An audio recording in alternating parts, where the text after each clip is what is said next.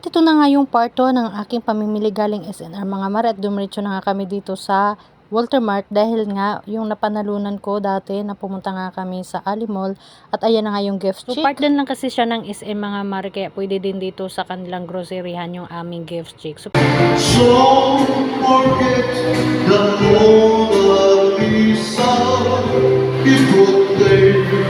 Bago nga kami dito pumasok sa groceryhan mga mare, ito na nga may nakita akong may kumakanta na senior citizens, at ang mga audience din ay mga senior citizen. At ito na nga si Josawa mga mare ay unang dinampot ay yung wine. Sabi ko sa kanya wag na mag-wine dahil hindi naman nakakalasing.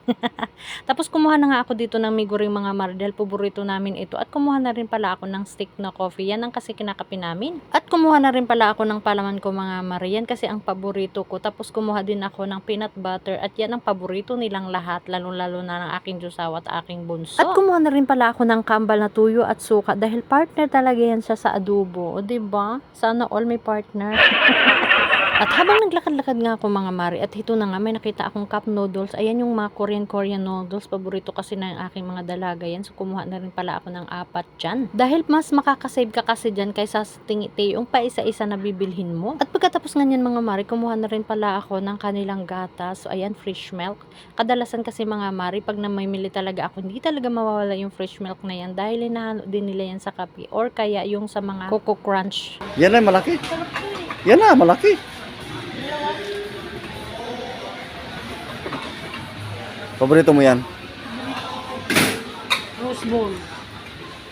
At finally mga mare, nakita ko talaga yung paborito kong sardinas, yung rose bowl, dahil takam na takam ako niyan dati noon pa, at lagi kong hinahanap yan sa groceryhan, at dito lang pala ako nakahanap sa Walter Mart. Tapos kumuha na rin pala ako ng 2 malin pang almusal din ng mga junakis ko, bukod sa akin na pamili doon sa SNR na mga karne-karne or mga ham nga ganon. Tapos kumuha na rin pala ako ng paborito talaga nila yan, ng tuna. At naghahanap pa nga ako ng iba mga mare, at buti nilang nakita ko na nga itong paborito ng aking bunso. Ayan, paborito nila lahat yan. Ang pancake mix. So 2 box na nga din ang kinuha ko dyan mga mare, since paborito nga nila yan. Since 1,000 lang naman yung gift check mga mare, kaya hindi na ako kumuha ng marami dyan dahil wala na nga akong budget. So nandito na nga kami dito sa counter, at ito na nga yung binayad ko. Ayan. So ito yung ipabayad natin.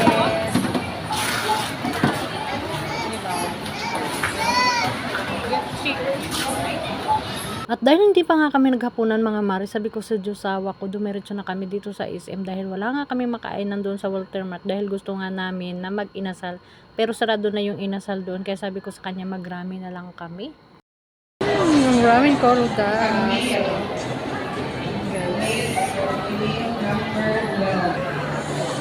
Yan guys, yung ramen koruda.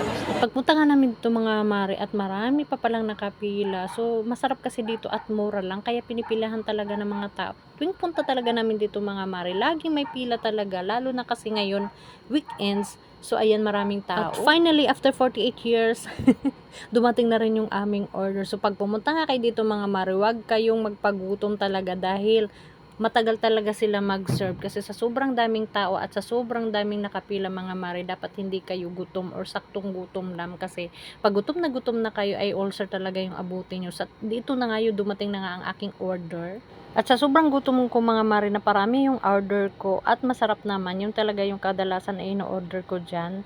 At ang ramen, napakasarap ng ramen nila, yung sauce, yung sabaw. Ayan, ang sarap niyan mga mare, kaya lagi ko ino-order yan. So ito na nga, kainan na.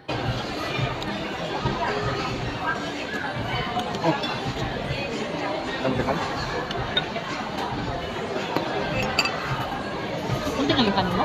Kita. Bawa ka nito. Dami ko na. Ang dami ito, hindi ko man ito makulit.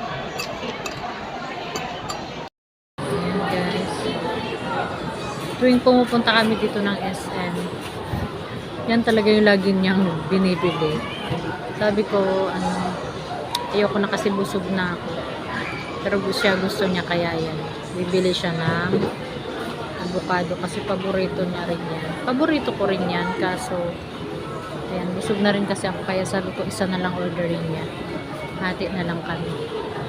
At akalain mo ba mga mare na last hour na ay nagdagsaan pa ang mga tao dyan at pila-pila din dito sa avocado paste dahil masarap nga din talaga yan. Medyo mahal lang siya mga mare pero napakasarap niyan. So hanggang dito na lang. Bye guys, thank you for watching.